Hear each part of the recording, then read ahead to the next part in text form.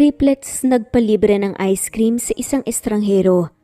Inakala ng kanilang ina na modus ang ginawa ng binata, kaya sinabihan niya itong babasagin ang muka. Laking gulat nito na ito pala ang boss niya. Perry, tama na yan. Sila nang bahala dyan, maghanda ka na dahil andun na ang mga anak mo sa labas. Nanlaki mga mata ni Perry matapos marinig ang sinabi ng kanyang manager. Agad na nagpunas si Perry ng kanyang kamay at iniwan ang pagpe-plating ng mga pagkain sa ibang mga chef na kasama niya sa trabaho. 2:00 pa naman po ang paalam ko. May 30 minutes pa po, sir. Saad ni Perry. Napailing na nga lamang ang manager at bahagyang natawa. Ikaw talaga. Napakasipag mo sa trabaho mo. Ikaw lang atang nakilala kong empleyado na pagkatapos ng ilang taon ay masipag pa ring magtrabaho. Sige na, maghanda ka na at pakisabi na lang sa mga anak mo na happy birthday. Saad pa nga nito. Saka tinapik si Perry sa likod. Agad namang nagpasalamat si Perry sa kanyang manager dahil sa konsiderasyon nito. Agad na nagtungo si Perry sa staff room upang magbihis. Kinuha niya ang 3 paper bags ng mga regalo para sa triplets niyang anak na sina Amanda, Ryle at Peter na ngayon ang ika-4 na kaarawan. Gayunpaman, nang lumabas si Perry upang makita ang kanyang mga anak at ang kapatid niyang si Gina, imbes na ngiti ang bumungad sa kanya sumalubong kay Perry ang kabadong muka ng kanyang kapatid. Nasaan ang mga bata? Nagtatakang tanong ni Perry sa kanyang kapatid na si Gina. Ate, nagbanyo lang ako. Sabi ko, wag silang aalis sa upuan pero pagbalik ko po wala na sila dito eh. Kinakabahang sabi ni Gina. Agad namang kinabahan si Perry at inilapag sa mesa ang mga regalo para sa kanyang anak. Agad na nagtanong-tanong si Gina sa mga empleyado habang si Perry naman ay dumiretso sa kanyang manager upang humingi ng pabor at nakita ang mga footage ng CCTV camera. Ayun, sila bang mga anak mo? Saad ng manager ni Perry. Nanlaki naman ang mga mata ni Perry nang makita ang footage kung saan kausap ng mga batang isang lalaki sa parking lot.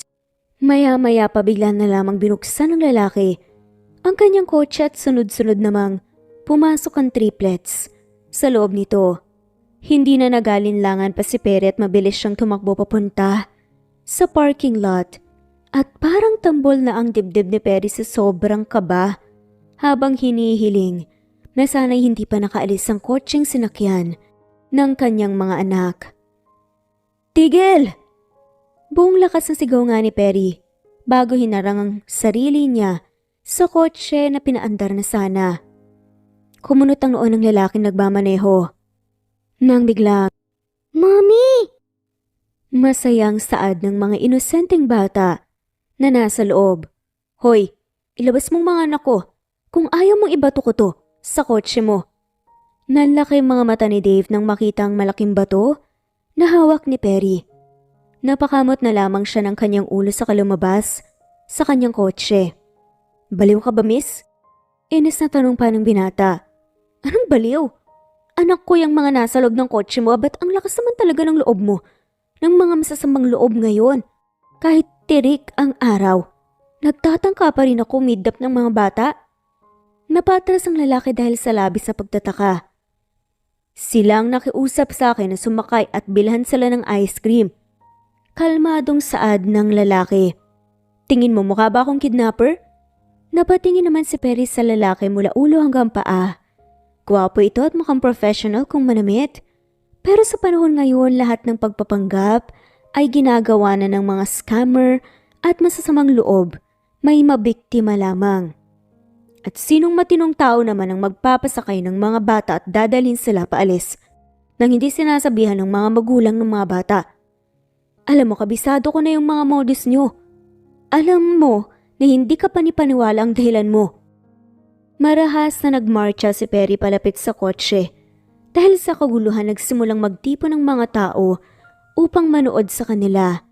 Marahas na binuksan ni Perry ang pinto at bumungad sa kanyang ang mga inosente niyang anak. Mommy, sama ka po sa amin? Mommy, sabi niya bibilhan niya raw po kami ng ice cream. Magkakasunod na saad ni Ryle at Amanda.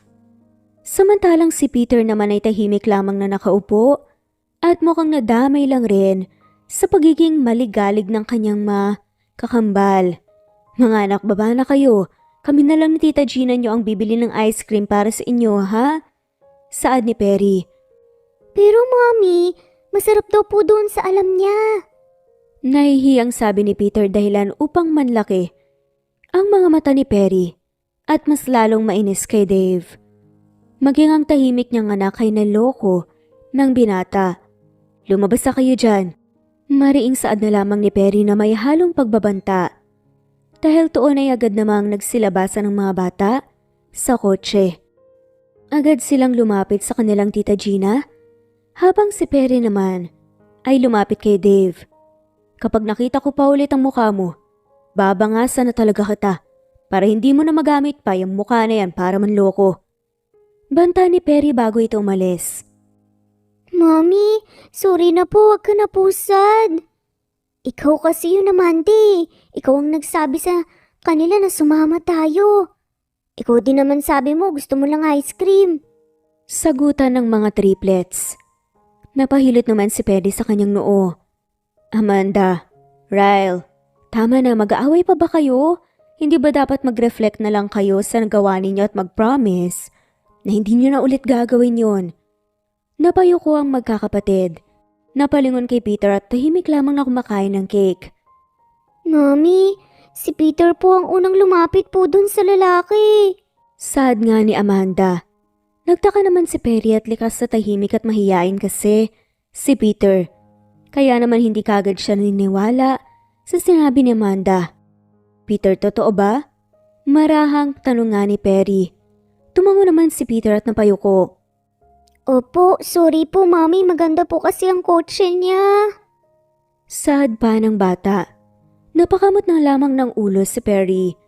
Alam niyo bang muntik na kayong makidnap kanina? At may benta sa masasamang tao, ha? Tanong ni Perry dahilan upang matakot ang kanyang mga anak. Sa susunod, huwag na kayong basta-basta makikipag-usap sa kung kani-kanino. Lalong huwag kayong basta-basta sumasama sa hindi nyo kakilala. Kahit na sabihin nilang kakilala nila ako o si tita nyo, huwag pa rin kayong sumama, maliwanag ba? Napatango na nga lamang tatlong bata at bumaba sa kanilang upuan upang yakapin ang kanilang ina. Napahinga naman ng malalim si Perry sa kanapayakap rin sa kanyang mga mahal na anak. Hindi niya kakayaning mapano ang mga bata dahil hindi niya mapapatawad ang sarili niya kapag nangyari yon. Nagpatuloy ang kanilang selebrasyon para sa ika-4 na kaarawan ng triplets. Dahil sa pakod mula sa kalalaro, nakatulog kaagad ang mga bata pagkatapos ng maghapunan. Tahimik na pinapanood ni Perry ang kanyang mga anak habang mahimbing na natutulog ang mga to. Ate, pasensya ka na kanina. Kung nabantayan ko sila ng maayos, edi sana hindi mangyayari to. Marahang sabi ni Gina na ngayon ay nakatayo sa pinto. Napangiti na lamang si Perry. Okay na yun, Gina. Ang mahalaga, ligtas silang lahat ngayon. Tumango si Gina at ngumiti. Ate, tungkol pala sa paglipat namin ni Roman. Napayo ko si Perry matapos muling banggitin ni Gina ang tungkol sa nalalapit na paglipat nito ng tirahan kasamang fiancé nito na si Roman. Malaki yung problema para kay Perry dahil wala pa siyang ibang maasahan upang mapag-iwanan ng kanyang mga anak. Pero ate, pwede namang kausapin ko muna si Roman, maintindihan niya naman. Umiling si Perry. Gina, sige na, sumama ka na. Ayaw kong pumagitan sa pagsasama niyo ni Roman. Huwag kang mag-alala, mag-hire ako ng magbabantay sa kanila. Napabuntong hininga naman si Gina. Kung gagawin ni Perry ang sinabi nito, siguradong kakailanganin niya ng malaking bayad. Dahil hindi lamang isang bata kundi 3 ang kailangan bantayan. Sa ngayon hindi pa ganon kahigpit ang pera sa pagpapalaki sa mga bata, ngunit kapag nag-high school at college na sila, paniguradong hindi magiging sapat ang kinikita ni Perry sa kanyang trabaho. Basta ate, huwag mo na uling gagawin ang nagawa mo noon ha. Naiyak na sabi ni Gina. Naluhan naman si Perry matapos makita ang kaniyang nakababatang kapatid na umiiyak. 5 years ago, 4th year college pa lamang si Perry nang mamatay ang kanilang ina. Bata pa lamang siya, iniwan na sila ng kanilang ama kaya naman si Perry na lamang ang naiwan para sa kaniyang kapatid. Sa dami ng utang nila dahil sa pagpapagamot sa ina niya noong nabubuhay pa ito, nabaon sila sa utang. Dagdag pa ang mga bayarin sa school at budget nila sa pang-araw-araw. Kulang na kulang ang kinikita ni Perry sa kaniyang mga part-time jobs. Isang gabi, may isang babae na nakilala si Perry na kinumbinse siyang magtrabaho bilang isang bayaran sa club. Sa mga panahong iyon, sa kabila ng buong araw na pagbabanat ng buto ni Perry, kakaunti lamang ang kinikita niyang pera. Bilang isang bata na gusto lamang makagraduate, mabuhay ang kaniyang kapatid, at maabot ang kaniyang pangarap, napagod rin si Perry at napilitang subukan ang madaling paraan para magkapera. Alanganin si Perry noon dahil iniisip niya ang kaniyang dignidad. Ngunit may sakit rin si Gina at naospital dahil sa dengue. Sa unang gabi ni Perry, hindi niya nakayanang sumayaw sa harap ng mga customer. Kaya naman galit na galit ang may-ari ng club at ipinasok na lamang siya sa kwarto kung nasan umano ang isang VIP customer. Iyon lamang ang utos kay Perry noon. Ang pasiyahin ng lalaking nasa loob ng kwartong iyon. May nangyari sa kanila, ngunit napagtanto ni Perry na hindi niya kayang tumagal sa ganong trabaho. Umalis siya ng hating gabi at piniling ibaon ang lahat sa limot. Nagbunga rin ang gabing iyon, kaya naman mas naging mabigat ang pinagdaanan ni Perry at labis niyang pinagsisisihan ang isang gabing pagkakamali na iyon. Gayunpaman, kahit kailan ay hindi niya pinagsisihang naging ina siya ng kaniyang 3 anak. Niyakap na lamang ni Gina ang kaniyang ate habang pareho silang tahimik na umiiyak at nag-iingat na hindi magising ang mga bata. Pagkatapos ng emosyonal na gabing iyon, pumasok si Perry na para bang wala siyang iniindang problema tulad ng dati. Naniniwala kasi siya na ang mabisang paraan upang malampasan ang isang problema ay ang gawin ng lahat upang malampasan ito imbes na magmukmok at maging malungkot. Chef, pinatawag si manager kanina. Sabi niya ipakikilala na raw yung bago nating boss habang wala sina Mr. and Mrs. Castro. Sina Mr. at Mrs. Castro ang nagmamay-ari ng restaurant na pinagtatrabahuan ni Perry. Malaki ito at isa sa mga dinadayuhan ng mga mayayaman sa kanilang syudad. Ngunit noong nakaraang linggo, nagpaalam ang mag-asawa na aalis sila at mag-out of the city trip upang makilala ang kanilang mga potential business partners. Sa loob ng panahong iyon, ang anak nila na laking US ang pansamantalang mamamalakad sa restaurant. Andiyan na sila. Biglang sigaw ng isang waiter dahilan upang agad namang ayusin ng mga chef ang mga gamit sa kusina. Pagbukas ng pinto, bumungad ang manager nila na agad na tumama ang tingin kay Perry. Imbes na ngumiti, para bang namumutla ito at takot na takot. Nang sa wakas ay pumasok na ang bago nilang boss, nanlaki ang mga mata ni Perry nang makita kung sino iyon. Teka, siya yung inaway mo kahapon. Hindi makapaniwalang bulong ng isang kasamahan ni Perry. Napayuko na lamang si Perry at napapikit ng kanyang mga mata. Nararamdaman niya nang masisisante siya. Ang nakakalungkot lamang ay mukhang mangyayari pa ito kung kailan mas kailangan ni Perry ng pera. Meet Mr. Dave Castro. Siyang nag-iisang anak ni na Mr. and Mrs. Castro at ang magiging boss natin habang wala sila. Mr. Castro, sila po ang mga chef natin. Nanatiling nakapako ang tingin ni Dave kay Perry na nakayuko lamang ngayon at parang tuta na hindi makatingin sa kanya. Tumango lamang ang binata. Nice to meet you everyone. Kayo ang nagbibigay buhay sa restaurant ng mga magulang ko kaya naman Nire-respeto ko kayong lahat. Well, hindi ko lang alam kung lahat din ba kayo ay nire-respeto ako. Anyway, let's work together for the growth of this restaurant. Pumalakpak na lamang ang ibang mga chef kahit na ramdam ng lahat ang tensyon ng paligid. Pagkaalis ni Dave, nahugutan sila lahat ng tinik sa lalamunan at agad na bumaling ang tingin kay Perry. Perry, huwag ka na lang munang lumapit sa kanya. Parang nanlalaman ng tao, nakakatakot siya. Singhal ng isang chef. Napahilot na lamang si Perry ng kanyang noo. Ito na ba ang katapusan ng karera niya bilang isang chef? Habang nagluluto si Perry, nangyari na nga ang kanyang inaasahan. Napatawag siya sa office na ngayon ay pinamumugaran ng kanilang bagong boss na si Dave. Ano, convinced ka na bang mali ang tingin mo sa akin kahapon? Walang alinlangan na tanong ni Dave nang makarating si Perry sa loob ng kanyang office. Sorry po sir. Nahihiyang sabi na lamang ni Perry. Natatakot lang po talaga ako na baka mapano po kasi yung mga anak ko eh. Kumunot ang noo ni Dave. Hindi naman sila napano, di ba? Sabihin mo na lang na judgmental ka talaga. Napahinga ng malalim si Perry upang kalmahin ang kanyang sarili. Ayaw niyang makagawa pa ng isa pang kasalanan kay Dave. Kaya naman sisikapin niyang habaan ng pasensya sa binata na halatang natutuwa sa kanilang sitwasyon ngayon. Well, natapos na ang pangyayaring yon kaya kalimutan na lang natin. Biglang sabi ni Dave. Pwede na po ba akong umalis, sir? Alinlangan na tanong na lamang ni Perry. Napaisip naman si Dave habang maiging tinitigan ng dalaga sa kanyang harapan. Actually, hindi kita kakailanganin sa kusina ngayon. May importante akong meeting kay Mrs. Chu. Naalala mo siya, di ba? Tumango si Perry bilang sagot.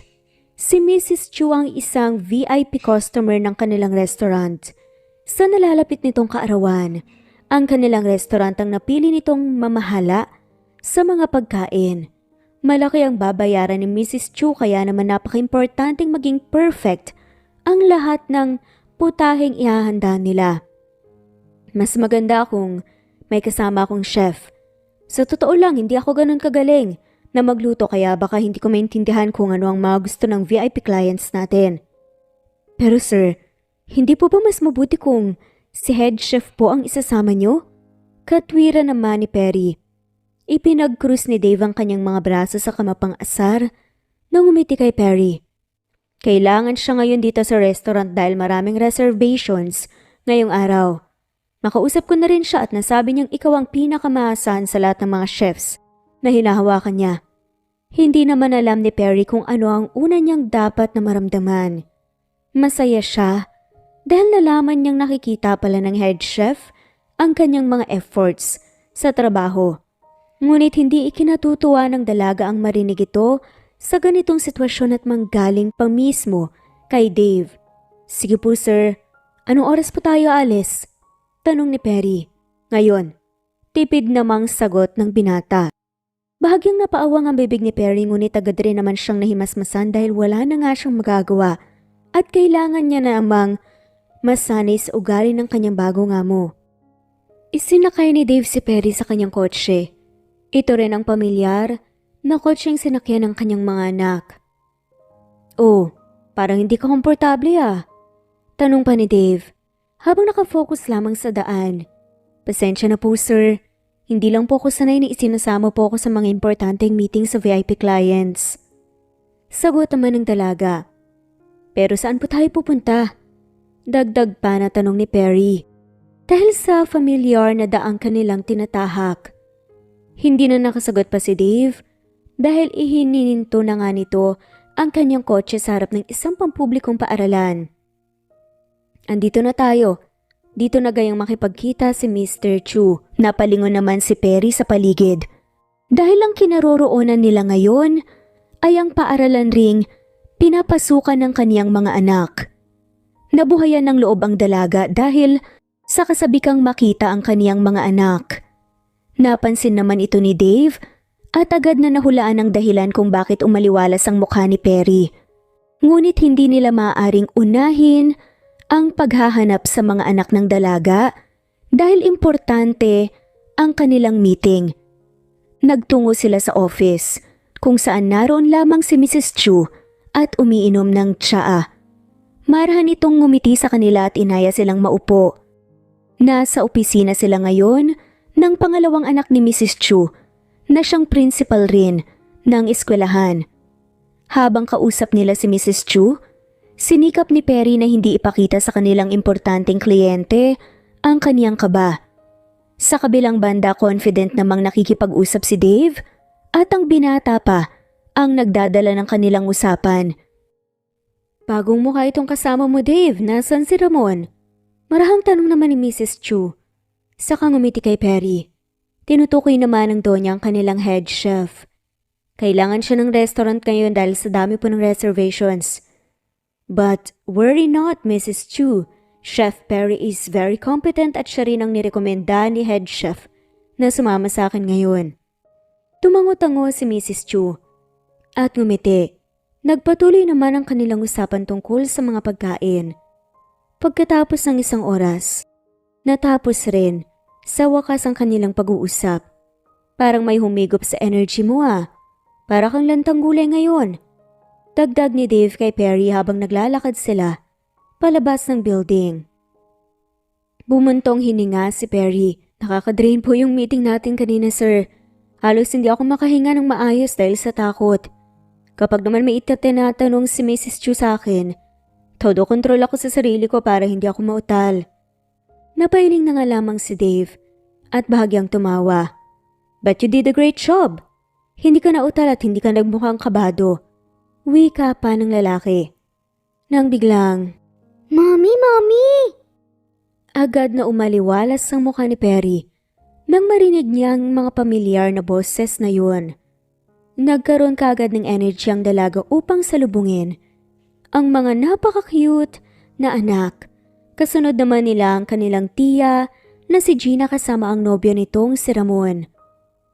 Nang makarating naman ang triplet sa kanilang ina, agad nila itong niyakap. Hindi naman nakatakas sa paningin ng tatlong bata ang binatang kasama ng kanilang ina. Si Tito Pogi! Masiglang sabi ni Amanda. Umiti naman si Dave sa bata. Sir, ito pong mga anak ko si Amanda, Peter at Ryle. Dito rin po sila nag-aaral. Mga anak siya ni Sir Dave. Siya ang bagong boss ni Mommy sa trabaho. Napaayos naman ang tayo ang tatlong bata nang marinig ang sinabi ng kanilang ina. Agad nilang napagtanto na hindi nila pwedeng basta-basta nakulitin na lamang si Dave. Sir Dave, sorry po sa nangyari nung nakaraang araw. Huwag niyo pong awayin si Mommy sa work ah. Seryosang saad ng batang si Peter. Ginulo naman ni Dave ang buhok ng dalawang batang lalaki. Hindi niyo kailangan maging tense sa harap ko. Hindi ko awayan ang mommy niyo, isa pa. Maaari niyo pa rin akong tawaging Tito Pogi, mas gusto ko yun. Wika ni Dave. Napaiwas si Perry ng kanyang tingin upang itago ang kanyang pagpipigil ng tawa. Isang malawak na ngiti ang sumilay sa mukha ng mga bata nang mapagtanto nilang wala silang dapat na ipag-alala. Gusto niyo bang mag-ice cream? Balita ko. Maaga kayong ipapauwi ngayon dahil half day lang ang lahat ng pampublikong klase. Tama ba? Tumango si Gina. Opo sir. Iuwi na nga po sana namin ng mga bata dahil dismiss na sila sa klase. Ayoko pa pong umuwi, Mommy. Gusto ko pa pong kumain ng ice cream. Nagkatingin na naman sina Perry at Gina dahil sa sinabi ni Amanda. Anak, nakakahiya naman kay Tito Pogi niyo. Bibili na lang kayo nila Tita Gina at Tito Roman niyo mamaya. Tapos sa bahay niyo kainin. Marahang pakiusap ni Perry sa kanyang mga anak. Hindi naman umangal ang mga to, ngunit bakas ang pagkadismaya sa kanilang mukha lalo na si Amanda. Napabuntong hininga na nga lamang si Perry. Pakiramdam niya tuloy ay ang sama-sama niya dahil ito na ang pangalawang beses na napigilan niya ang panlilibre ni Dave ng ice cream sa kanyang mga anak. Actually, wala namang problema. Kasya naman tayo sa kotse ko. Idadaan na rin natin sila sa bahay niya pagkatapos. Marahang saad ni Dave. Napalingon naman ang triplets kay Perry at nagpa-cute. Dahil doon, napapayag naman nila si Perry. Sige sir ate, hindi na kami sasama ni Roman dahil mamimili pa po kami ng mga gulay sa palengke. Paalam nga ni Gina. Isa-isa namang nagsitakbuhan ang triplets. Papunta nga sa kotse ni Dave sa kainantayang pagbukas ng bintana ng pinto.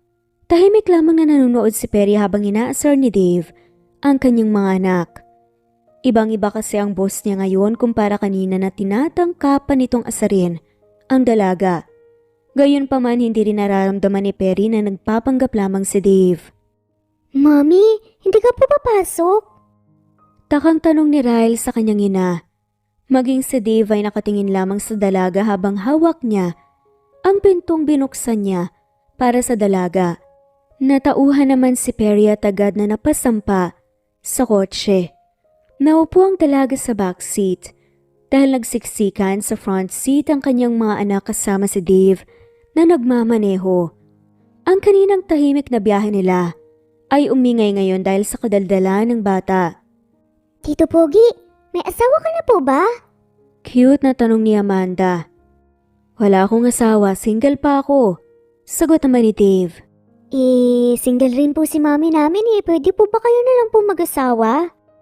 Malakas na natawa si Dave at napailing na nga lamang si Perry dahil sa hiya. Hindi ganun kadali yun, Amanda. Hindi pwedeng basta-basta na lang na magsama ang isang lalaki at babae.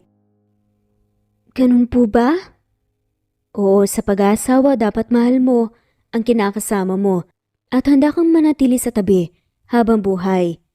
Hindi naman inasahan ni Perry na ang isang katulad ni Dave ay ganun ang pananaw sa pag-aasawa. Lahat kasi ng mayayamang nakilala ni Perry ay walang pakialam sa happy marriage. Dahil mas importante sa kanila ang kung anong benepisyong makukuha nila sa kasal na yon. Paano po ba nagmamahalan po para maging mag-asawa? Paano niyo po malalaman kung yung tao gusto niyo po ng maging asawa? Kuryosong tanong naman ni Amanda ngayon. Kapag lagi mo siyang naiisip kapag siya ang gusto mong makita at uwian pagkatapos ng nakakapagod na pagtatrabaho, yung kahit na maliit na bagay na gagawa kanyang pasiyahin. Napakamot lamang si Amanda ng kanyang ulo. Hindi pa naiintindihan ng bata sa ngayon ang mga sinasabi ni Dave. Ikaw talaga, Amanda, ang bata-bata mo pa napapaisip ka na ng mga ganyan. Napanguso si Amanda dahil nga sa sinabi ng kanyang ina. Hindi po ba talaga pwede na maging daddy ko po si Tito Pogi? Nagtama ang tingin ni na Perry at Dave sa rear view mirror. At nahihiya namang napaiwas ang tingin. Si Perry. Boss ko si Sir Dave, anak. Isa pa. Wala nang balak si Mommy na maghanap pa ng asawa. Hindi ako sapat sa inyo? Nagtatampong saad pa nga ni Perry. Agad namang nanlaki ang mata ni Amanda dahil sa sinabi ng kanyang ina. Mommy, love na love ka po namin. Agad na sabat nga ni Ryle. Tumango naman ang dalawa niyang kapatid. Natawa si Perry dahil sa reaksyon ng kanyang anak. Dahil doon ay kumalma ang magkakapatid at hindi na nga nangulit pa tungkol sa pagpupumilit maging daddy ni Dave. Nang matapos silang kumain ng ice cream, hinatid nila sa bahay ang tatlong bubuet tulad ng napag-usapan. Habang nasa daan pabalik sa restaurant, hindi maiwasan ni Perry ang mag-alala dahil sa mga pinagsasasabi ng kanyang mga anak kanina. Naku, pasensya na po talaga sa mga anak ko kanina, sir. Sandaling napalingon naman si Dave kay Perry at marahang ngumiti. Hindi mo kailangan humingi ng tawad. Dahil hindi naman nila ako naabala sa kahit na anong paraan. Sa katunayan nga, nag-enjoy akong kasama sila. Pangarap niyo rin po bang magkaroon ng sariling pamilya? Pansin ko po kasi na parang mahilig po kayo sa mga bata . Napailing na lamang si Dave at bahagyang natawa. Hindi ako mahilig sa mga bata. Kahit mga anak ng pinsan ko, I rarely talk to them. Hindi ko rin alam kung bakit magaan ang loob ko na kasama ang mga anak mo. Siguro dahil tumatanda na ako at baka binibigyan na ako ng senyales na maghanap ng asawa. Napangiti lamang si Perry at hindi naman magiging mahirap para kay Dave ang maghanap ng asawa dahil sa stable nitong buhay. Idagdag mo pa ang pisikal na itsura nitong habulin ng mga babae. Pagkabalik nila sa resto, puno ng mga tao sa lugar tulad ng sinabi ni Dave. Buong akala ni Perry ay gawa-gawa lamang yun ni Dave kanina upang pasamahin siya. Ngunit mukhang nagsasabi ng totoo si Dave kanina. Na-survive ni Perry ang unang araw ng pagtatrabaho kay Dave. Hindi pa siya nasisante tulad ng kinakatakot niya. At base sa kanyang nasaksihan, habang kasama si Dave mukhang hindi naman talaga ito masamang tao. Mami, pwede po bang pakibigay ito po kay Tito Pogi? Inabot ni Amanda ang 3 piraso ng papel sa kanilang ina. Lumapit naman si Perry dahil nakahiga na nga sa kama. Ang 3 at naghahanda na sanang matulog. Nakita ni Perry ang mga drawing na gawa ng kanyang mga anak. Bakit bigla niyong gustong bigyan ng drawing sa Sir Dave? Natatawang sabi ni Perry. Sabi po kasi ni Tita Gina, wag daw po namin laging kukulitin po si Tito Pogi dahil busy po siya kaya po nag-drawing po kami para mawala po ang stress niya. Paliwanag ni Ryle. Hinaplos naman ni Perry ang ulo ng kanyang anak na si Peter na tahimik lamang na nakikinig sa kanila. Nag-enjoy po ako kanina, Mami. Totoo po ang sabi ni Tito Pogi. Yun po ang pinakamasarap na ice cream po na natikman ko. Marahang sabi ni Peter. Napangiti si Perry at isa-isang hinalikan sa noo ang kanyang mga anak. Bahagyaring nalungkot si Perry. Bigla kasing napaisip ng dalaga kung epekto ba ito ng kanilang pangungulila sa isang ama. Kaya agad na napalapit ang loob nila sa kanyang boss. Matulog na kayo. Ibibigay ko ito kay Sir Dave bukas. Good night mga anak. Marahang sabi ni Perry. I love you, Mommy! Sabay-sabay pa nga nasagot ng mga bata. I love you mga anak. Sagot ng babae bago inayos ang kumot na bumabalot sa kanila. Nagpatuloy ang pagtatrabaho ni Perry sa restaurant. Unti-unting nawala ang mga pag-aalala niya patungkol sa kanyang bagong amo na si Dave. At nabago rin ang tingin sa binata. Isang araw habang abala sa kusina hindi maiwasan ng dalaga na marinig ang bulungan ng kanyang mga kapwa-chef.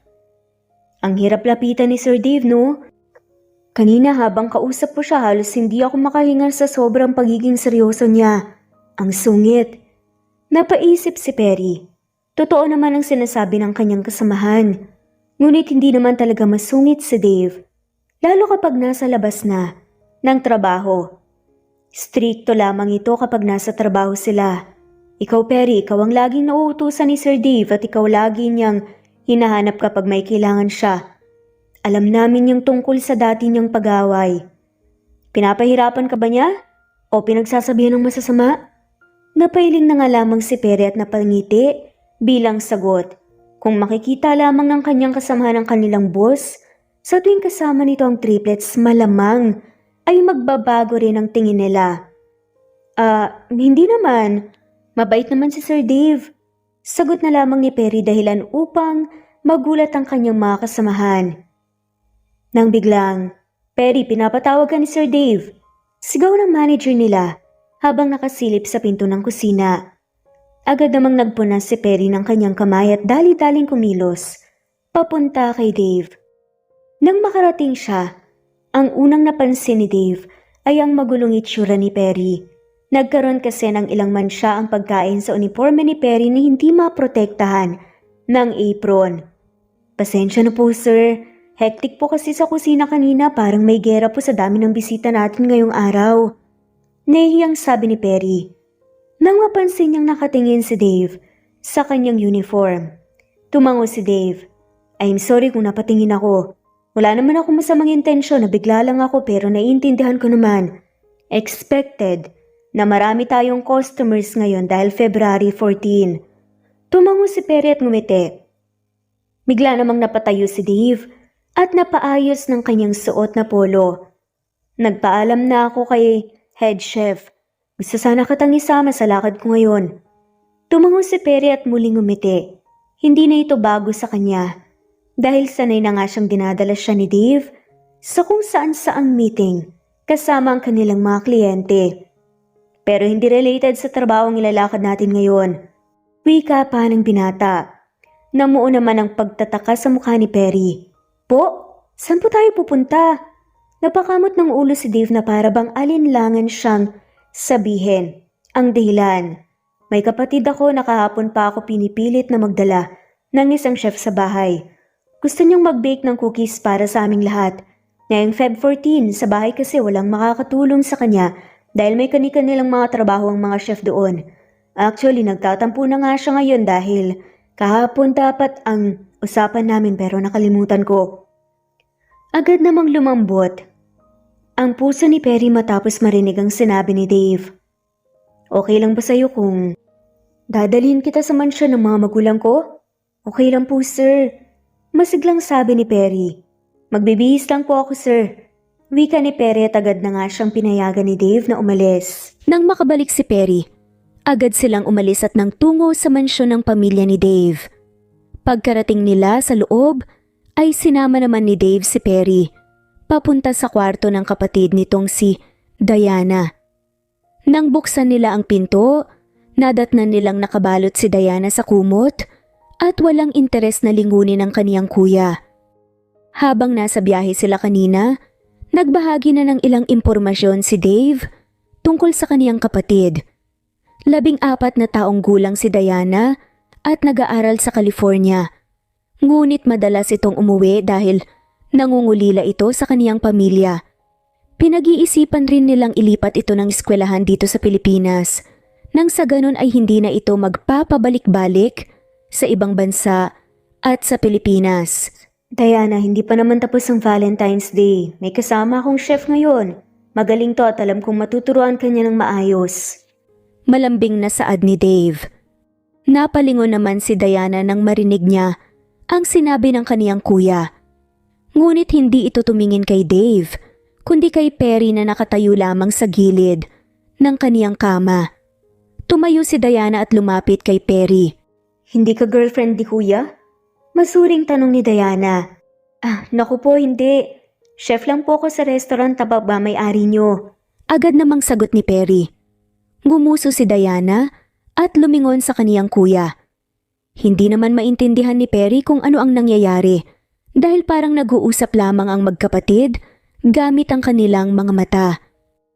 Sa huli, inaya rin ni Diana si Perry na magtungo sa kanilang kusina. Mas malaki pa ata ang kusina ng kanilang mansyon kumpara sa kusina ng restaurant na ilang taon nang pinagtatrabahuan ni Perry. Kompleto ang mga gamit, kaya naman maging si Perry ay na-excite sa pagluluto. Tinuruan niya si Diana na mag-bake tulad ng kanilang usapan. Nasa harapan naman nila si Dave at nanonood lamang sa kanila habang nakangiti. Hindi na naman tama ang hugis, ayoko na. Naiyak na sabi ni Diana nang muli na namang masira ang kanyang hinuhulmang cookies. Napangiti si Perry at marahan na lumapit sa bata. Masyadong maraming tubig ang nilagay mo sa dough. Subukan mong dagdagan mo pa ng ingredients. Sinunod naman ni Diana ang payo ni Perry.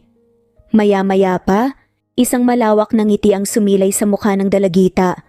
Masayang ipinakita ni Diana sa kaniyang kuya ang unang cookie na nahulma niya sa heart na hugis. Natawa naman si Perry dahil halos tumalon na si Diana sa tuwa.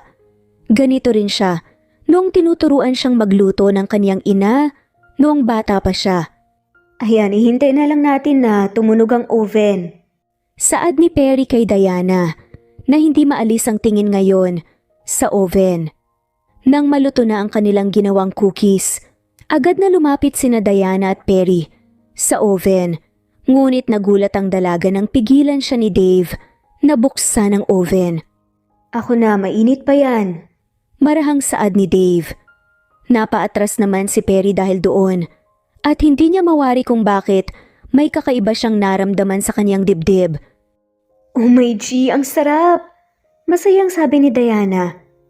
Masaya namang napalapit ang dalagita kay Perry at agad na napayakap sa dalaga. Thank you, Ate Perry, the best ka talaga. Gawa mo yan. Ma'am, ang ginawa ko lang naman ay magbigay ng instructions at tulungan ka. Marahang sagot naman ni Perry. Bumusangot tuloy ang mukha ni Diana. Diana na lang itawag mo sa akin, Ate Perry. Pati si Kuya, huwag mo nang tawagin sir kapag nasa labas kayo. Hirit pa nga ni Diana. Magagawa ni Perry yun kay Diana, ngunit pagdating kay Dave, hindi niya alam kung posible niyang magawa yun dahil para na rin siyang lumabag ng isang batas kapag informal niyang kinausap ang kanyang amo. Natatakot ka ba kay Kuya, Ate Perry? Huwag kang mag-alala, mas gusto niya yun. Hindi niya lang masabi sa'yo. Muling hirit ni Diana, saka napalingon sa kanyang kuya nang may pilyang ngiti. Agad namang namuo ang kaba sa mukha ni Dave nang masabi yun ng kanyang kapatid. Tama si Diana, ayos lang sa akin yun. Tanging sagot na nga lamang ni Dave, saka napaiwas ang tingin at tumitig na lamang sa mga cookies. Napakamot naman si Perry sa kanyang ulo dahil sa nangyari. Bahagya ring namula ang pisngi ng dalaga. Malamig na ata yung mga cookies, ilagay na natin sa lalagyan, Diana. Pag-aaya ni Perry at agad namang tinanguan ni Diana. Nang makarating sila sa mga cupboard, kung saan nakatingga ang iba't ibang mga Tupperware, natawa sina Perry at Diana dahil hindi nila maabot ang mga ito. Maya-maya pa, naramdaman na malamang ni Perry ang biglaang pagtayo ni Dave sa kaniyang likod at pag-abot nito sa Tupperware na pilit nilang kinukuha. Napalingon si Perry sa binata dala ng pagkabigla, ngunit mali ata ang desisyong iyon dahil masyado palang malapit ang mukha ni Dave sa kanya. Sorry. Nahihiyang sabi ni Perry. Tumango naman si Dave at agad na napaiwas ng tingin. I smell something sweet. Mas matamis pa sa asukal. Pangaasar ni Diana. Natawa naman si Perry at napailing na lamang. Imposibleng magkaroon ng feelings si Dave sa kanya dahil may anak na siya. Naisipan nilang uminom ng kape sa garden habang kinakain ang mga cookies. Nakabalot na ang mga cookies na ibibigay ni Diana sa mga napili niyang tao. Ipapadala rin sa assistant ng kanilang mga magulang ang mga cookies na para sa kanila. Wait a sec. Kukunin ko lang ang Polaroid ko para may picture tayo. Biglang saad ni Diana. Saka mabilis na tumakbo, papasok sa mansyon. Naiwan naman sina Perry at Dave na magkasama. Napahigop na lamang si Perry ng kape dahil hindi niya alam ang sasabihin. Sanay naman na siyang kasama si Dave, ngunit ngayon ay tila parang nahihiya siya. Next time maganda siguro kung ipakikilala mo ang triplets kay Diana. Siguradong mag-e-enjoy silang apat, lalo na't gustong-gusto ni Diana na may mga bata dito sa mansyon. Saad ni Dave. Nako, nakakahiya na pag ganun. Sa sobrang gulo ng mga anak ko, baka makasira pa kami ng gamit dito. Napasandal si Dave sa kanyang upuan upang mas maayos na tignan si Perry. Wala ka na bang planong mag-boyfriend? Seryosong tanong ni Dave at munti ka namang mabilaukan si Perry dahil doon. Natawa ang dalaga habang nagpupunas ng kanyang labi. Sino naman ang tatanggap sa katulad ko na may anak na? Na tinatawag akong disgrasyada. Hindi naman sa ayaw ko. Bukas naman ang puso ko para sa mga ganyang bagay eh. Pero sa tingin ko imposible na yung mangyari ngayon. Masaya na rin man ako sa mga anak ko. Hindi ka dapat ganyan mag-isip. Marami pang lalaki sa mundo na walang pakialam kung anong nakaraan ng isang babae. Kung may anak ba sila o wala, o kung anumang klase sila ng tao noon. Napahaplos naman si Perry sa kanyang braso matapos marinig ang sinabi ni Dave. Hindi lamang ang katotohanan ng isa nang siyang ina ang pumipigil kay Perry na umibig. Ngunit ang takot na talikuran lamang siya ng kanyang mamahaling lalaki kapag nalaman nitong minsan siyang nagtrabaho sa isang club. Perry, marahang sabi ni Dave dahilan upang matauhan si Perry. Huminga ng malalim si Dave at napasapu sa kanyang muka. Para bang hirap na hirap siyang sabihin ang gusto niyang sabihin sa dalaga. I find you attractive. Palagi akong namamangha sa pagkatao mo, sa pagiging matapang mo, at hindi basta-bastang pagsuko sa mga pagsubok. Sa tingin ko gusto kita. Gusto kitang ligawan. Yun ay kung pahihintulutan mo ko. Nalaglag ni Perry ang hawak niyang cookies dahil sa sinabi ni Dave. Hindi nakasagot ang dalaga at nakatulala lamang sa binata dahil sa pagkabigla. Sakto namang dumating si Diana na dala ang kanyang Polaroid camera. Kuya, umusog ka sa tabi ni Ate Perry para magkasya tayo. Saad pa ni Diana na walang kaalam-alam sa nangyari. Umusog naman si Dave sa tabi ni Perry at nagdikit ang kanilang mga braso, habang si Diana naman ay nasa kanilang harapan.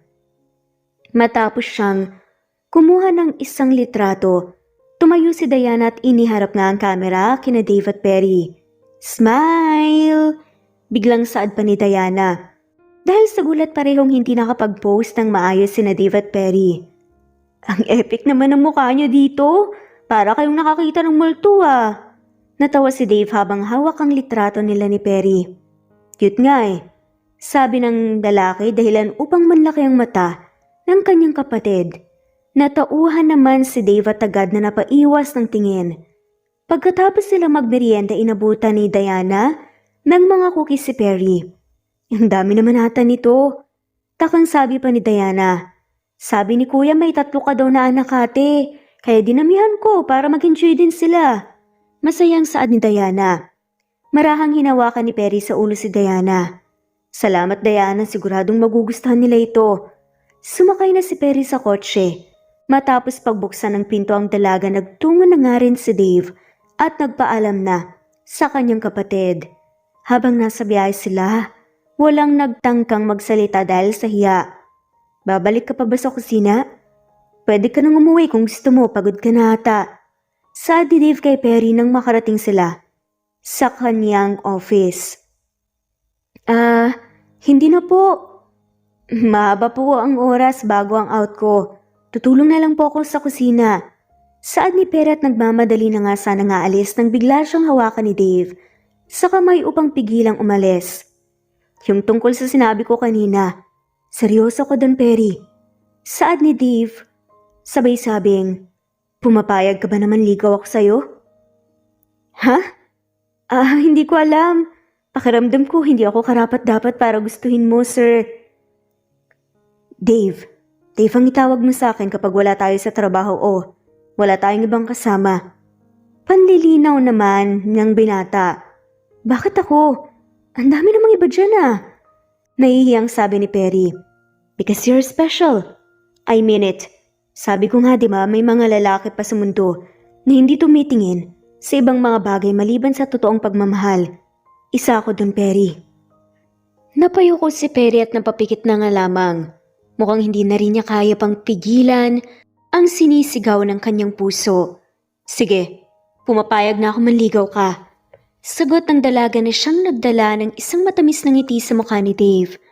Dahil sa pangyayaring yun, mas madalas nang kulitin ni Dave si Perry sa trabaho. Minsan pinapatawag lamang siya nito para lamang makausap at makita. Dave, maraming kailangang gawin sa reception dahil maraming bisita si Mrs. Chu. Pwedeng mamaya na lang tayo mag-usap. Pakiusap ni Perry kay Dave. Umiling naman si Dave at mukhang ayaw paawat talaga ng dalaga. Napasapon na nga lamang si Perry ng mukha dahil doon. Kasalukuyan kasing ginaganap ang kaarawan ni Mrs. Chu sa reception at kailangan ni Perry na manatili sa kusina. Nag-hire ako ng additional na mga chef na mag-assist sa mga regular chefs natin, kaya maraming tao ngayon sa kusina. Pumamewang na nga lamang si Perry. O tapos, sa tingin mo hindi ako pagagalitan kapag nawala ako doon ng matagal? Imbes na sumagot, pilyong umiti si Dave at lumapit kay Perry. Marahan niyang hinawakan ng magkabilang balikat ng dalaga gaya ng ginawa nito dati at saka ginaya ito papunta sa malaking sofa. Maya-maya pa kumuha ito ng isang kumot sa kanyang drawer. Kahapon ka pa walang tigil sa pagtatrabaho. Hindi ka pa nga nakatulog, di ba? Napaiwas naman ang tingin si Perry. Kailangan naman kasi akong magkasikaso ng lahat sa kusina dahil sa akin assign itong event. Tumango-tango si Dave. Kaya magpahinga ka na muna ngayon at matulog ka ng mahimbing. Marami nang nagtatrabaho sa baba, pupunta rin ako doon para mag-supervise. Okay na ba yun? Nahihiyang napatango si Perry. Antok na nga rin naman talaga siya, ngunit mas gusto ni Perry na gawing perpekto ang event dahil ito ang pinakaunang malaking event kung saan si Perry ang nagsilbing leader ng kitchen crew. Huwag kang magpapapasok ng iba, baka makita ako dito at gawan tayo ng issue. Nag-aalalang sabi pa ni Perry. Oo naman, magpahinga ka na, okay? Susunduin pa natin ang mga bata mamayang hapon. Marahang sabi ni Dave. Tumango naman si Peret na higana. Dahil hindi naman siya ganun katangkad. Sakto lamang si Perry sa malaking sofa na nasa office ni Dave. Nang muling imulat ni Perry ang kanyang mga mata ang unang bumungad sa kanya, ay si Dave na nakaupo lamang sa mesa nito at abala sa laptop nito. Hindi pa napapansin ni Dave na gising na ang dalaga, kaya naman ginamit ni Perry ang pagkakataong yun upang pagmasdan si Dave ng palihim. Kahit sinong babae ay siguradong mahuhumaling sa isang tulad ni Dave Castro. Bukod sa masipag sa trabaho, prim and proper kung kumilos, gumalaw at magsalita, matalino at gwapo, napaka-thoughtful din nito. Baka matunaw naman ako sa kakatingin mo sa akin. Biglang saad ni Dave bago napalingon kay Perry. Nakatulog ka ba ng maayos? Marahan nitong tanong. Natawa naman si Perry at napaupo sa sofa. Oo, salamat. Hindi ba ako hinanap sa baba? Umiling si Dave bilang sagot. Everything ended well. Nung pumunta ako doon, wala na akong kailangan pang iutos dahil lahat sila alam na kung ano ang dapat na gawin. Mukhang isa kang mabuting leader. Pagpupuri pa nga ni Dave kay Perry. Binobola mo lang ako eh. Sagot ni Perry. Hindi sinasabi ko yun bilang boss mo. You did a great job leading your team, Perry. Napangiti si Peret na pa-stretch na nga lamang ng kanyang katawan. Tapos na ako maging chef. Oras na para maging nanay. Wika ng dalaga sa katumayo upang ihanda ang kanyang sarili sa kanilang pagalis. Nang masilayan sila ng triplets sa labas ng gate, agad na nagsitakbuhan ang mga to papunta sa kanila. Mommy! May star kami galing kay teacher! Wow naman, very good ang tatalino talaga ng mga anak ko. Masiglang sabi pa ni Perry. Tahimik naman ang pinanood ni Dave, ang mag-iina at wala sa sariling napangiti, ang lalaki. Hindi niya maiwasang matuwa habang nakikita na Perry kanina ay parang lantang gulay na dahil sa pagod sa trabaho ay may maaliwalas na ngiti na uli ngayon dahil nga sa mga anak. Ang 3 bibong bata talagang nagbibigay lakas sa kanilang masipag na ina. Kung ganon, mukhang dapat kayong bigyan ng award. Ano sa tingin nyo? Singit pa ni Dave na siyang nagpaaliwalas sa mukha ng 3 bata. Donut? Gusto po namin ng donuts! Sigaw ni Amanda. Napatalon-talon pa dahil sa excitement. Mariin namang tinitigan ni Perry si Dave. Minsan na kasi silang nag-usap tungkol sa madalas na pagdadala ni Dave sa mga bata kung saan-saan upang kumain. Hindi naman sa ayaw ni Perry na makasama si Dave. Ayaw lamang niya na masanay ang mga bata na laging binibigay ni Dave ang kanilang mga luho. Lalo na't hindi pa naman sila opisyal na magnobyo. Lumapit si Dave kay Perry upang marahang pisilin ang pisngi nito. Ngayon lang naman ulit eh. Ilang araw na rin nating hindi nakabanding ang mga bata dahil laging busy sa mga reservations at mga events. Katwira ni Dave. Huminga ng malalim si Perry at napangiti na nga lamang. Sige. Pero mag-drive-thru na lang tayo. Maghapunan na lang tayo sa bahay. Magluluto ako ng sinigang. Mas lalo namang sumaya ang mga bata nang marinig nila ang paborito nilang ulam. Maging si Dave ay malawak na napangiti dahil gustong-gusto rin ito na makasama ang mag-iina na kumain.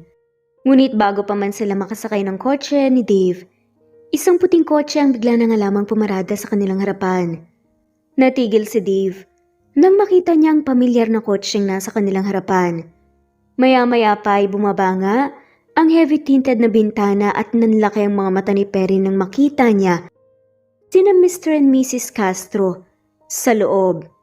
Dave, mukhang may kailangan kang sabihin sa amin. Seryosong saad ng Donya sa kanapatingin kay Perry at sa triplets. Perry, right? Naalala kita dahil matagal ka ng chef sa resto namin. Narinig ko na maghahapunan kayo at magluluto ka ng sinigang. Pwede ba kaming sumama?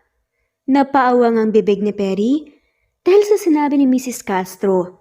Kahit na napakalakas ng kabog ng dibdib ni Perry, wala nga siyang nagawa kundi ang tumango.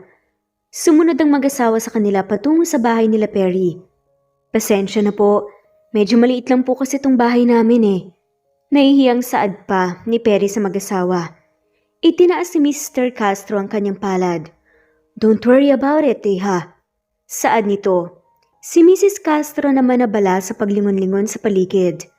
Naupo ang mag-asawa sa tabi ng kanilang anak. Sa isang mahabang sofa habang si Perry naman ay sandaling dinala ang kanyang mga anak sa mga kwarto nila upang bihisan. Ngayong wala na nga ang kanyang kapatid na si Gina, isa sa mga ikinatatakot ni Perry ay baka hindi niya makontrol ang kanyang 3 anak lalo na't ang mga bisita nila ngayon ay ang mga magulang ni Dave. Mommy, sino po sila? Takang tanong ni Ryle. Sila ang mommy at daddy ni Tito Dave nyo. Boss ko rin sila sa trabaho kaya wag kayong magiging makulit, okay? Pwede ba yun mga anak? Marahan na tanong ni Perry. Tumango naman ang triplets at ngumiti. Opo, Mommy, magiging behave po kami. Saad naman ni Amanda. Nang makababa sila sa kwarto ay agad na nagluto si Perry upang hindi paghintayan ang kanilang mga bisita. Pinilit ni Perry na mag-isip ng maayos at ilagay ang tamang dami ng bawat ingredient. Kahit parang may tambol na nga ang kanyang puso. Nang matapos ng magluto si Perry, inihain na nga ng dalaga ang mga pagkain at tumulong naman si Dave, pati na rin ang mga bata sa paghahanda ng hapagkainan. Dave, anak mo ba talaga ang batang to?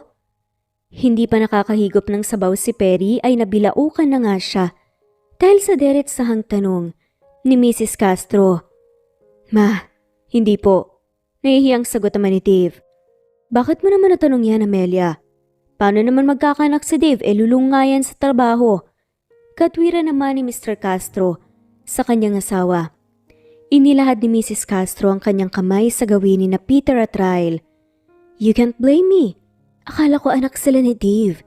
Tignan mo naman kasi. Kahawig na kahawig nila si Dave noong bata pa siya. Well, hindi ko masisisi kung hindi mo maalala paano puro katrabaho nun.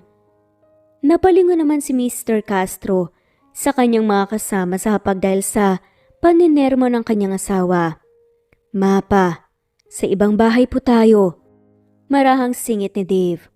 Kung ganun Perry, sino ang tatay nila? Hiwalay na ba kayo? Tanong ni Mr. Castro. Napalunok ng laway si Perry matapos marinig ang tanong. Hindi niya alam kung anong dapat niya isagot. Hindi naman kasi niya masabi na nagtrabaho nga siya sa isang club. Hiwalay na po kami. Tanging sabi ni Perry, saka napayuko. Napatingin naman si Dave sa dalaga. Maging siya ay walang alam kung sino ang totoong ama ng mga bata, ngunit ayaw niyang kulitin si Perry tungkol doon dahil mukhang sensitibo ang topic na ito para sa dalaga. Wala po kaming daddy. Si Mami lang po ang gusto naming makasama. Biglang sabi ni Amanda dahilan upang mapaangat nang tingin si Perry. Kung gano'n ayaw mo sa anak ko? Mapanuring tanong ni Mrs. Castro. Siya lang po gusto kong maging daddy. Sagot naman ng inosenteng bata. Natawa na nga lamang si Mrs. Castro. At hindi ito inaasahan ni Perry. Maging si Mr. Castro natuwa sa munting usapan ni Amanda at ng kanyang asawa. Amanda, anong gusto mo paglaki mo? Biglang tanong pa nga ni Mr. Castro. Agad namang tinuro ni Amanda ang kwintas na suot ni Mrs. Castro. May malaki itong mamahaling bato na pendant. Gusto ko pong gumawa ng ganyan kaganda na necklace. Saad ng bata. Ikaw, Ryle, anong gusto mo paglaki mo? Gusto ko pong maging pulis. Poprotektahan ko po si Mami ko. Sagot naman ni Ryle. Napalingon naman ang mag-asawa sa tahimik na si Peter. Gusto ko pong maging pilot para madala ko po si Mami sa iba't ibang lugar. Nahihiyang sabi naman ni Peter. Nanlambot naman ang puso ni Perry matapos marinig ang sinabi ng kanyang mga anak. Hindi inaasahan ni Perry na magiging maingay ang kanilang hapagkainan. Buong akala niya ay mapupuno ito ng tensyon at katahimikan. Matapos silang kumain na una na ngang nagpaalam ang mag-asawa. Hinatid ni na Perry at Dave ang mag-asawa pabalik sa kanilang kotse. Hindi kami tutol kung magiging kayo man ang anak ko, Perry. As long as wala kayong nasasaktang ibang tao. Thank you for the delicious food. Tamang-tamang pagkain yun dahil kararating lang namin mula sa flight kanina. Marahang sabi pa ni Mr. Castro. Sada man ni Mrs. Castro, to be honest, nagduda kami ng asawa ko nang malaman namin ang tungkol sa inyo. But after spending time with you and your kids, napagtanto namin kung bakit napamahal sa iyo si Dave. Thank you for the meal, Perry. Masuyong saad naman ni Mrs. Castro. Wala po yun, ma'am. Sir, maraming salamat po. Masayang sagot ni Perry. Nang makalis ang mag-asawa, napahinga ng maluwag si Perry at napaharap na lamang kay Dave. Halos hindi ako makahinga kanina. Bakit parang ang chill-chill mo? Dahil alam kong gano'n ang magiging reaksyon nila. Hindi sila tulad ng mga napapanood mo sa mga drama, okay? Natatawang sabi pa ni Dave. Pero kahit na, natakot lang naman ako dahil baka ipaglayo nila tayo dahil may mga anak ako. Natawa na nga lamang si Dave at napailing. Marahan niyang hinawakan ng magkabilang balikat ni Perry. Alam mo bang kanina ko lang sila nakita ulit na ganun kasaya? Matagal na nila akong inuudyok na mag-asawa dahil gusto nila ng mga apo. Napangiti na nga lamang si Perry at mas lalong gumaan ang loob ng dalaga dahil sa sinabi ni Dave. Uuwi ka pa ba o dito ka matutulog? Malalim na napaisip naman si Dave habang nakangiti. Pwede ba? Tumango naman si Perry at nahihiya pa. Oo naman, may bakanteng kwarto pa naman yung dating kwarto ni Gina. Bakit hindi pa pwede sa tabi mo? Parang batang sabi pa ni Dave at pilit na nagpapakyut. Natawa naman si Perry at napailing. Naku, mabuti pa sa mga bata na lang tayo tumabi. Sagot ng dalaga sa kadire-diretso ng pumasok sa loob ng bahay. Mas lalong naging matatag ang pagsasama nila Dave at Perry nang aprubahan ng kaniyang mga magulang ang panliligaw niya. Ipinakilala na nga rin ni Dave ang mga bata sa kanyang kapatid. Malakas ang pakiramdam ni Dave na malapit na nga ang pinakahihintay niyang pagsagot ni Perry sa kanyang ngunit mukhang ang mapaglarong tadhana ang siyang mismong kumakalaban sa kanila. Isang araw bigla na nga lamang nagpatawag ng isang family dinner ang mag-asawang Castro. Inimbitahan nila si Perry. Buong akala nila ay isa itong normal na kasiyahan tulad ng dati, ngunit tila tumigil ang mundo ni Perry nang ilapag ni Mrs. Castro sa kanilang harapan ng isang folder na naglalaman ng mga information na nagpapatunay na nagtrabaho nga siya sa isang club. Nagtiwala kami sa iyo, Perry. Kaya gusto ko sa iyo mismo manggaling ang sagot. Pasensya na kung pinaimbestiga ka namin. Hindi ko mapigilang mag-alala. Dahil hanggang ngayon, hindi mo pa rin masabi-sabi kung sino ang ama ng mga anak mo. Totoo bang nagtrabaho ka sa club noon at doon ka nabuntis, Perry? Nabitawan na nga lamang ni Perry ang kutsara at tinidor na hawak niya. Napalingon siya sa kanyang katabi na si Dave na ngayon ay parabang nakakita ng multo dahil sa takot na nakaukit sa mukha nito. Maging si Diana na patayo sa gulat. Napayuko na nga lamang si Perry habang sunod-sunod na tumutulo ang kanyang mga luha. Alam ng dalaga na balang araw malalaman rin nila ang madumi niyang nakaraan. Nakapanghihinayang lamang dahil hindi siya binigyan ng mas mahaba pang panahon upang makasama si Dave. Para bang pinatikim lamang sa kanyang saya ng isang babaeng minamahal. At ngayon ay natatapos na nga ang lahat ng yun. Totoo po ang mga yan. Sagot ni Perry at naiyak na nga lamang ang dalaga sa kanilang harapan. Ngayon alam na nila ang tungkol sa nakaraan ni Perry. Imposibleng matanggap pa nga siya ng mga magulang ni Dave para sa kanilang anak. Sorry po, hindi ko po magawang aminin. Alam ko pong hindi kayo papayag na isang katulad ko ang makatuluyan ng anak nyo. Naging sakim ako at inisip ko po na susulitin ko ang lahat ng pagmamahal na binibigay sa akin ni Dave habang hindi niya pa nalalaman ng nakaraan ko. I'm sorry. Walang ni isa sa hapagang nagtangkang magsalita ngunit bakas ang disappointment sa mukha ng mag-asawa. Mukhang nagpipigil lamang ang mga ito ng mga masasakit na salita. Tumayo si Perry at kinuha ang kanyang sling bag. Bahagyang yumuko ang dalaga sa harap ng buong pamilya Castro. Patawarin niyo po ako sa nagawa ko. Pinapangako kong hindi na po ako lalapit sa anak niyo. Magre-resign na rin po ako sa trabaho. Perry. Naluluhang sabi naman ni Dave at agad na sumunod kay Perry na nagmamadaling umalis. Hindi naman nilingon ni Perry si Dave sa kabila ng ilang beses nitong pagtawag sa kaniya. Napakabigat ng bawat hakbang ni Perry. Sa bawat segundong lumalayo siya kay Dave, ay mas lalo ring naninikip ang kaniyang dibdib. Agad na ipinara ni Perry ang taxi na napadaan at agad siyang sumakay rito. Sa huling pagkakataon ay napalingon siya kay Dave na nakatayo na lamang at walang buhay na nakatingin sa kaniya. Kitang-kita sa mga mata ni Dave ang sakit na nararamdaman nito ngayon.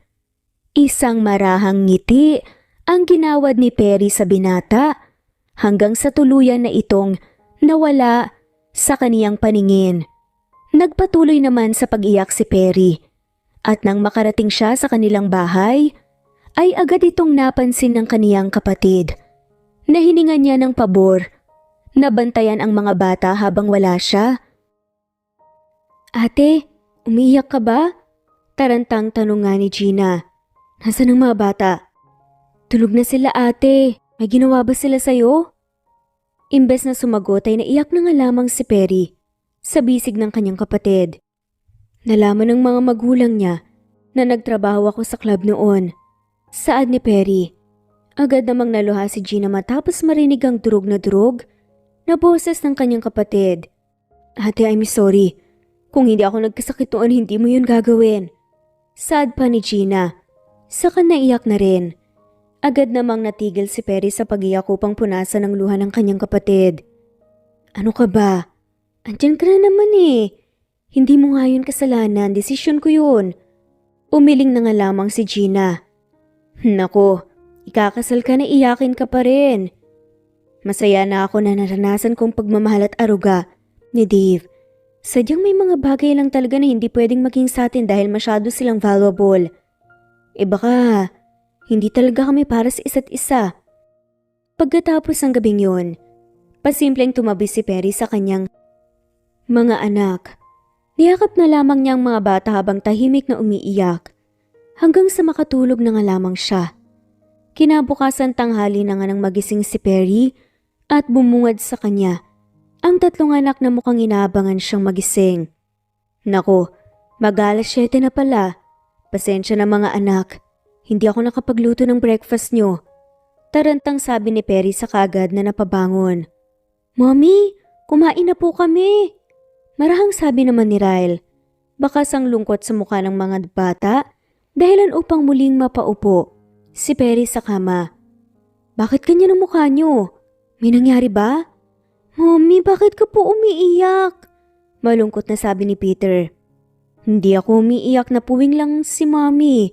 Teka, sabihin nyo, kanina, kumain na kayo, sinong nagluto ng pagkain nyo? Takang tanong pa nga ni Perry. Saka pa napansin ni Perry na nakabihis na pala ang mga to at handa na ngang pumunta sa kanilang school. Alam ni Perry na imposibleng nakapagluto nga ang mga anak niya dahil hindi naman sila marunong. Hindi rin sila nakapaghanda papuntang school nang walang tulong ng nakakatanda. May bisita po sa baba, Mami. Saad ni Amanda. Agad namang napatayo si Perry at mabilis na bumaba. Rinig niya na nga kaagad ang tunog ng vacuum at nang masilayan niya kung sino ang bisitang tinutukoy ng kanyang mga anak, natigilan siya sa pagbaba sa hagdan. Bakit nandito ka? Hindi makapaniwalang tanong ni Perry kay Dave. Ilang segundong napuno ng katahimikan ng buong bahay ni Perry nang patayin ni Dave ang vacuum ng kanyang ginagamit. Napatingin lamang si Dave kay Perry at sa mga batang nasa likod ng dalaga. Magkahalo-halong emosyon ang nakita ni Perry sa mga mata ni Dave. May saya, pangungulila at kaba na hindi niya alam kung saan nanggaling. Maya-maya pa bigla na nga lamang napayuko si Dave upang tahimik na mapaiyak. Teka, bakit ka umiiyak? Tarantang sabi ni Perry sa kaagad na bumaba upang lapitan si Dave. Nasugatan ka ba habang nagluluto? Hindi naman nakasagot si Dave. Hindi na rin nakatiis ng yakapin si Perry. Maya-maya pa, takaring lumapit ang triplets. Tito Pogi, wag ka na pong umiyak. Masarap naman po yung luto ninyong scrambled egg eh. Joke lang po yung sinabi ko na mas masarap po yung kay Mommy. Biglang sabi ni Ryle. Napasinghap na nga lamang si Dave at bahagyang natawa dahil sa inosenteng bata. May kailangan akong sabihin sa inyong lahat. Marahang sabi ni Dave. Hinawi ng lalaki ang buhok na nagkalat sa mukha ni Perry.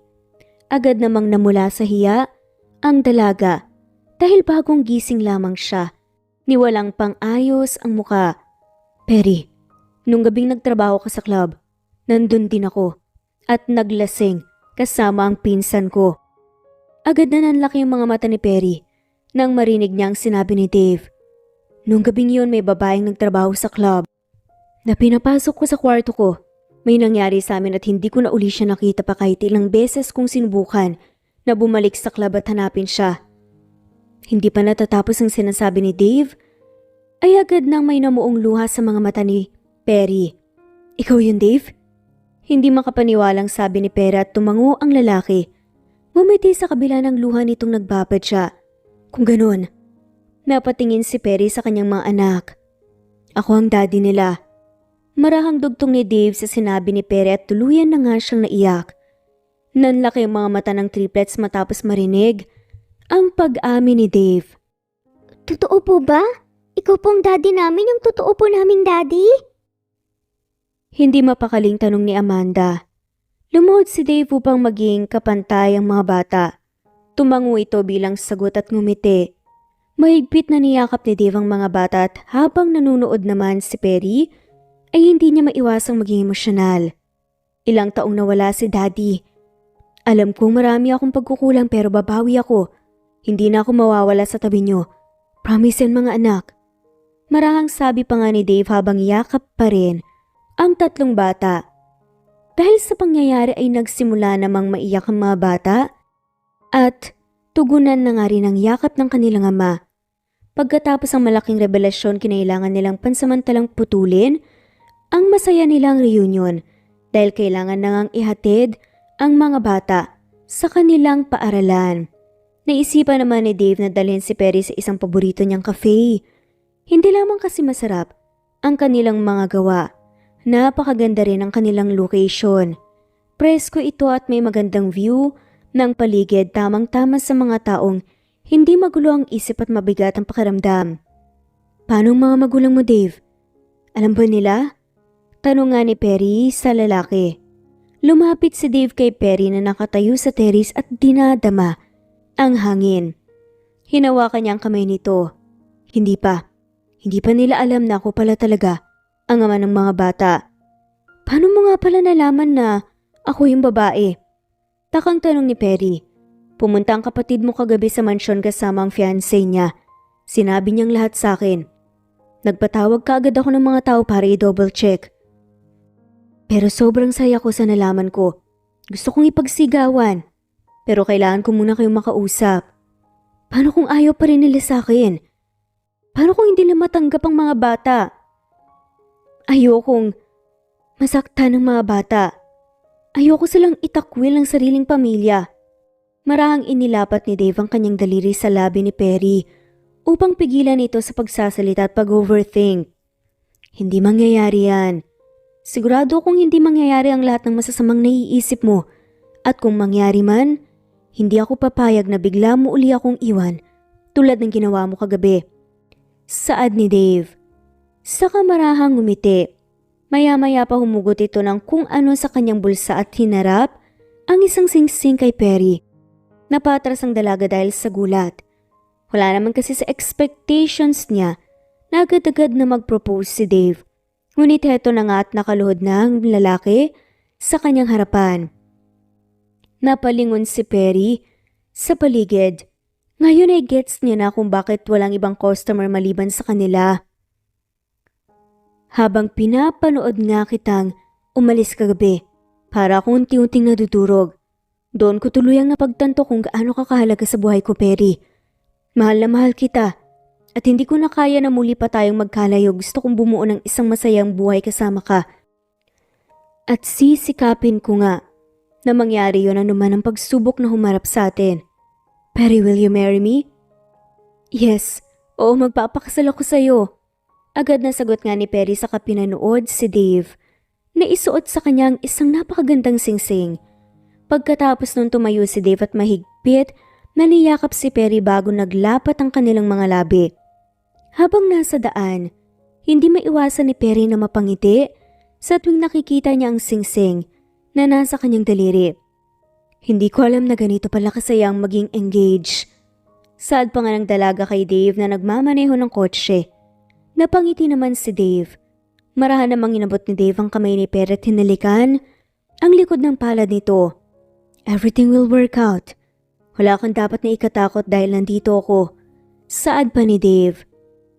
Nang makarating na nga sila sa mansyon na abutan pa nila ang mag-asawang Castro sa harap ng mansyon. Nakatingin sa magandang view ng mga bulaklak na nasa kanilang mansyon. Nang lumabas si Perry sa kotse, biglang naging seryosong mag-asawa. Lumapit naman sina Dave at Perry sa kanila. Walang ibang nagawa si Perry kundi ang yumuko. Wala siyang lakas ng loob na titigan ng mag-asawa sa kanilang mga mata. Nang bigla na nga lamang naramdaman ni Perry ang isang mahigpit na yakap mula kay Mrs. Castro na siyang gumulat sa dalaga. Bakit bigla ka nalang umalis kagabi? Paano napano ka sa daan? Inis na sabi ni Mrs. Castro, maging si Dave nagulat sa ginawa ng ina. Po, hindi po kayo galit sa akin? Tanong ni Perry. Sagot naman ni Mrs. Castro, anong hindi? Galit. Bakit hindi mo nagawang sabihin sa amin ang tungkol doon? Hindi ba pamilya ang turing mo sa amin sa kabila ng mga pinagsamahan natin nitong nakaraan mga buwan? Bakit kailangan mong magtago sa amin? Paano kami makakatulong sa'yo? Kung hindi mo sinasabi sa amin o kahit kay Dave man lang, ang problema mo. Hindi alam ni Perry kung ano ang isasagot kay Mrs. Castro. Kahit na sinesermonan nga siya nito, saya lamang ang nararamdaman ni Perry. Hindi niya maiwasang mapangiti habang umiiyak.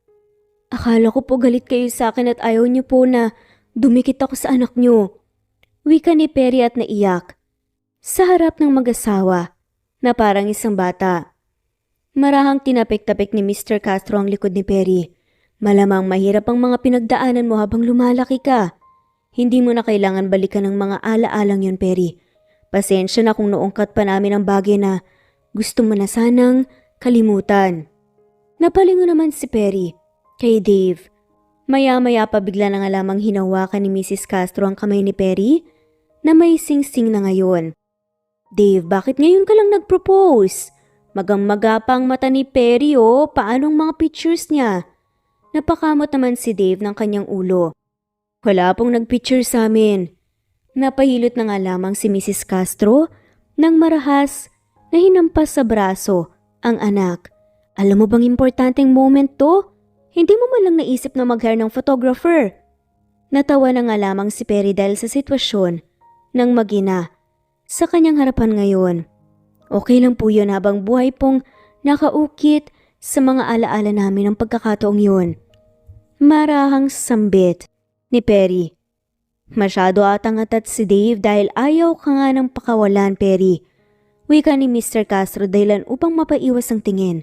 Si Dave. May isa pa po pala akong aminin sa'yo. I mean kami po. Marahang sabi ni Perry sa mag-asawa. Sige, pumasok tayo sa loob para maayos tayong makapag-usap. Saad naman ni Mrs. Castro. Anong sabi mo? Anak mong triplets? Napatayo silang lahat nang bigla na nga lamang mapasigaw si Mrs. Castro. Matapos marinig ang lahat, mapasensya na. Sabi ko na nga ba, tignan mo Lucio, tama talagang instinct ng mga ina. Hindi ba't sabi ko noon, nakamukhang kamukha ni Dave ang mga bata? Napaawang ang bibig ni Dave nang hindi na nga siya pinatapos pang magsalita ng kanyang ina. Napangiti lamang si Mr. Castro at napapailing sa kanyang asawa na hindi maalis ang ngiti sa muka. Mukhang sinuwerte ako at magkakaroon pa ako ng mahabang panahon para makasama ang apo ko. Magsitayo kayo, ipaghahanda natin ang bagong kwarto ng mga apo ko. Umalis naman si Mrs. Castro nang hindi sila hinahantay. Nagkatinginan naman sila Dave, Perry, Diana at Mr. Castro na naiwan sa loob ng library. Hindi naman halatang excited si Alicia, no? Asar pa nga ni Mr. Castro. Dahilan upang magsitawanan na nga lamang sila habang sumusunod kay Mrs. Castro. Bago naganap ang pinakaantay na kasalan ni na Dave at Perry, kinailangan muna nilang mag-adjust sa kanilang bagong buhay at siguraduhin pati ang mga bata ay nakakapag-adjust ng maayos. Simula nang malaman ni Mrs. Castro na anak talaga ni Dave ang triplets, walang araw na hindi nito kinulit sina Perry at Dave na dalhin ang mga bata sa mansyon hanggang sa napilit na lamang niya silang tumira doon. Isang buwan pagkatapos ng kanilang paglipat, naihanda na ang lahat para sa kanilang kasal na ginanap sa isang simbahan. Pagkatapos ng kanilang kasal, nagtungo ang mag-asawa sa ibang bansa para sa kanilang honeymoon at pagbalik nila, nakahanda na ang lahat para sa kanilang pagbubukod. Ayaw man ng mag-asawang Castro na bumukod ang pamilya ni Dave. Naiintindihan pa rin naman nila na importante iyon para sa isang pamilya. Love, hindi pa ba dumadating ang mga bata? Natawa si Dave matapos muling marinig ang tanong na iyon mula sa kaniyang asawa. Napatayo si Dave at habang ang kaniyang asawa ay nanagaayos ng hapagkainan ngayon, tahimik na pinanood ni Dave si Perry. May iilang hibla na ng buhok nito ang namumuti. Nagkakaroon na rin ng kulubot ang mga balat ng kaniyang asawa, ngunit pakiramdam ni Dave, mas lalo lamang uli siyang na-in love sa kaniyang asawa. Tingin ng tingin ka na naman sa akin, tandaan mo mas marami kang puting buhok kaysa sa akin. Pangasar pa ni Perry na pahawak na nga lamang sa kanyang balakang habang naglalakad palapit kay Dave. Abay, tawagan mo na nga ang mga anak natin. Napakatagal naman nilang dumating. Lalamig ang mga pagkain. Natawa na lamang si Dave at napailing. Ang usapan na 6 ng gabi, 5:40 pa lang, love. Malambing na wika naman ni Dave. Sakto namang umugong mula sa radyo ang isang mga paborito nilang kanta. Bigla namang nilahad ni Dave ang kanyang kamay na parang niyayaya si Perry na sumayaw. Tigilan mo ko, Dave, ang tanda-tanda mo na. Kung ano-ano pang kakornihan ang naiisip mo. Singhal ni Perry ngunit bakas naman sa mukha nito ang pamumula ng kanyang mga pisngi. Ayaw mo ba talaga? O nahihiya ka lang dahil baka sumakit na naman ang balakang mo habang sumasayaw? Kahit sumakit pa ang balakang mo, kakargahin kita. Sige na nga, baka magtampo ka na naman eh. Sagot naman ni Perry at tinabot ang kamay. Dahan-dahan naman silang nagsayaw habang magkahawak ang kanilang mga kamay at magkatikit ang katawan. Napasandal si Perry sa dibdib ng kanyang asawa habang sila ay dahan-dahang sumasayaw at dinadama ang musika. Masaya akong nakilala kita, love. Masaya akong hanggang ngayon.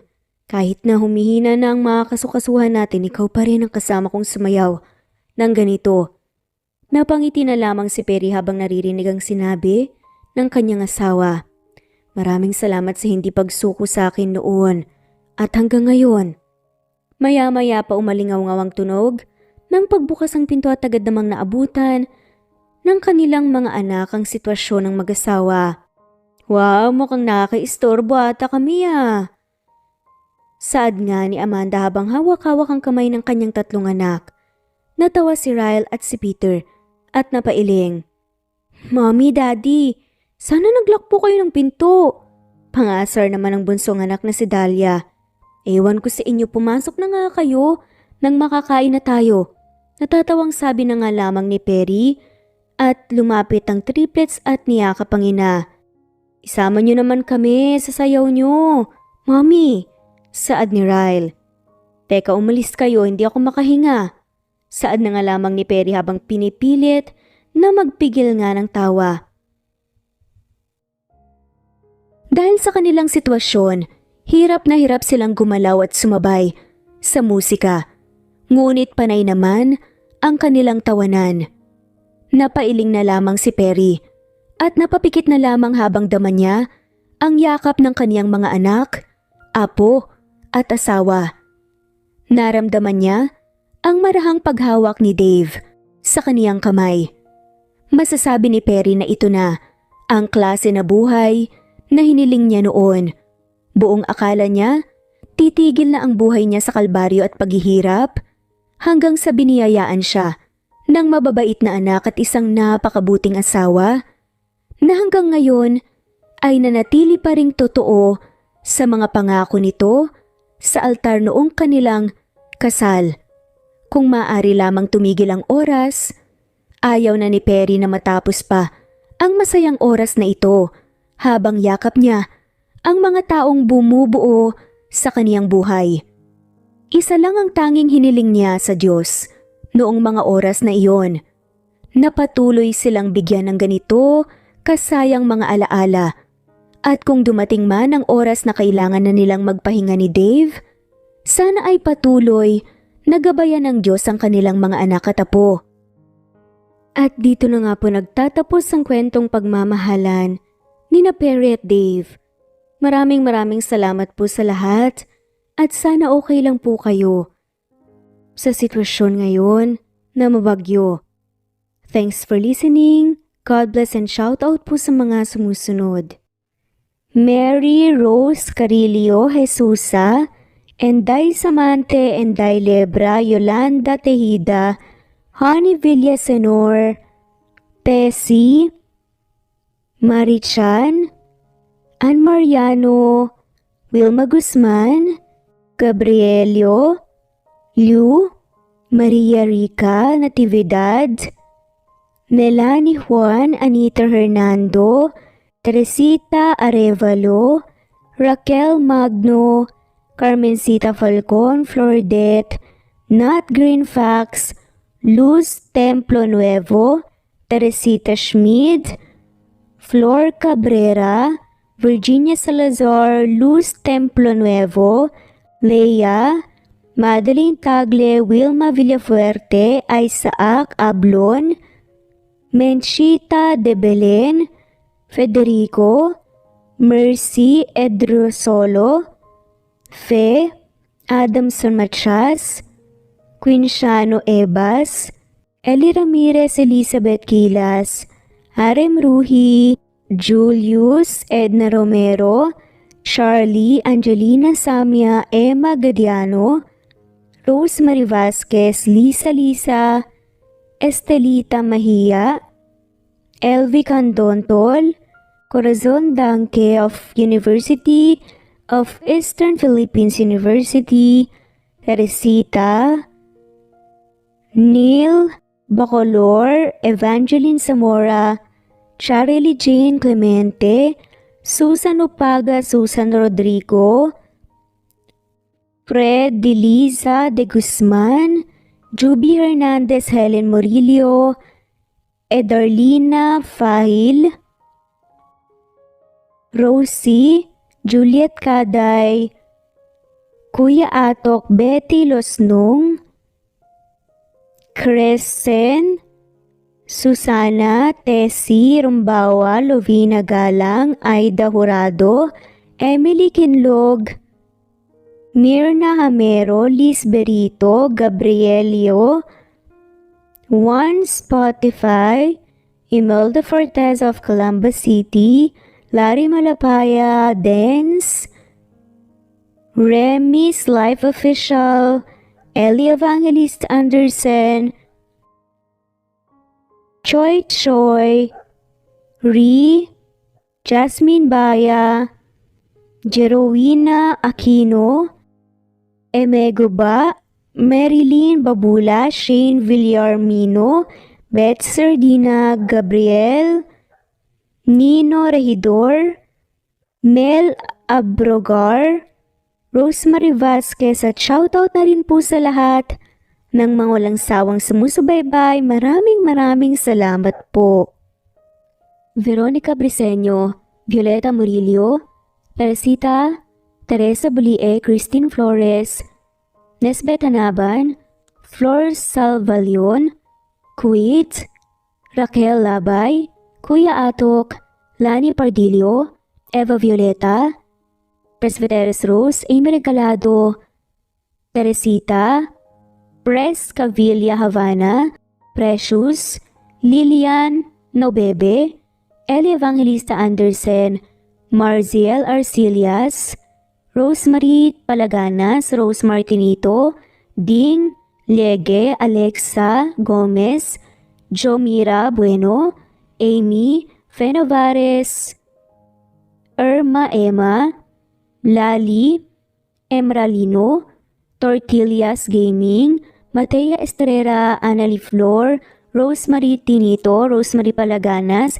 Excelsis Tagala, Emily Kinlog, Rosemary, MM, Penning Escal, Neri Cabangon, Lucia Baldo, Rosemary Vasquez, Londono Villas, Faye, Rosemary, Angelo, Vicky Adlaon, Mercy Villantes, Rezeline Unday, Allen, Ace, Nino Regidor, Jeyo Cadtec, Escapades Matilda, Irma Valerio, Agustina Aniceto, Cecilia Alvior, Naitan Canada, Lily Roda Barcial, Eli Ramirez, Doris Day Pangan, Lynn Lee of Macau, Reyes, Rebecca Tezuka, Noel Macero, Rizalina Credo, Mitchie Karch, Romel Carion,